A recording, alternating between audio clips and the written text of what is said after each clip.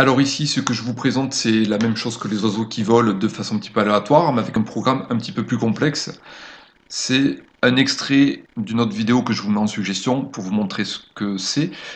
C'est un couple qui danse au milieu de cœurs qui tombent comme si c'était une neige de cœurs. Tout d'abord, avant de commencer, je vous montre l'effet en appuyant sur la touche 6. On remarque ici que les cœurs, on a des cœurs qui passent devant et des cœurs qui passent derrière. On remarque que plus les cœurs sont gros, plus ils vont tomber rapidement, plus les cœurs sont petits et à l'arrière, plus ils vont tomber lentement. La différence avec les oiseaux, c'est qu'ici on va tout automatiser. Ici comment se présente ce programme. L'animation démarre quand on appuie sur la touche 6. On attend quelques secondes, on met un chronomètre. Bon, ça c'est parce que c'était dans un projet plus complexe. Le chronomètre ici, on n'en a pas besoin. Répéter indéfiniment, créer un clone, attendre 0.3 secondes. Donc là, ici, on va avoir un clone créé toutes les 0.3 secondes. Ici, la différence, je crée une variable. Cette variable, j'appelle nombre aléatoire. Je dis que je veux que quand je commence un clone, que cette variable soit un nombre aléatoire au départ entre 20 et 100. Ce qui fait que pour chaque clone créé, je vais modifier sa taille de façon aléatoire, et sa taille, donc pourcentage de la taille, sera ce nombre aléatoire, donc cette variable. Là, comme pour les oiseaux, j'ai des positions de départ aléatoires. Aussi le Y, on voit que le Y est fixe, toujours en haut, donc, et le X varie de moins 300 à plus 300. Donc c'est pour faire un effet neige, donc ça c'est normal. Et puis chaque clone, une fois créé, doit être montré. Là, je mets deux choses pour que ça passe à l'avant-plan ou à l'arrière-plan.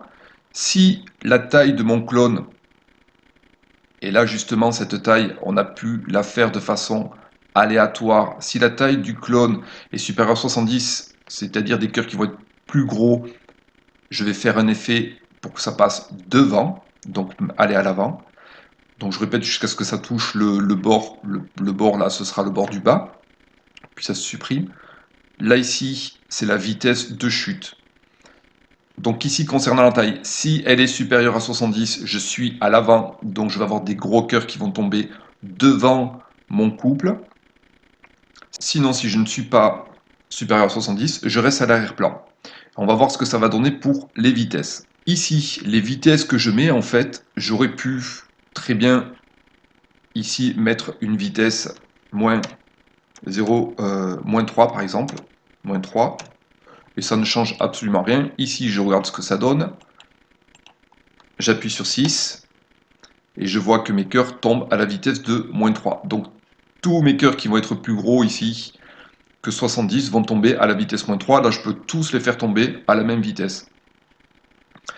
Ici, la taille va donc être un nombre entre 20 et 100. Donc, ça me met un nombre entre 20 et 100. Donc, plutôt que d'avoir moins 3, je vais mettre moins 0,03 fois ma taille.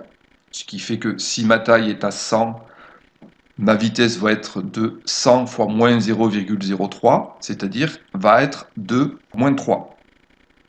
Bon, si ma taille, par exemple, est à 10, je vais avoir une vitesse de 10 fois moins 0,03, je vais avoir une vitesse de moins 0,3. C'est-à-dire que si j'ai un cœur qui est 10 fois plus petit, il va avoir une vitesse de chute 10 fois plus lente. Donc maintenant, je remplace mes vitesses, mes facteurs de vitesse, pour qu'elles dépendent directement de la taille du cœur.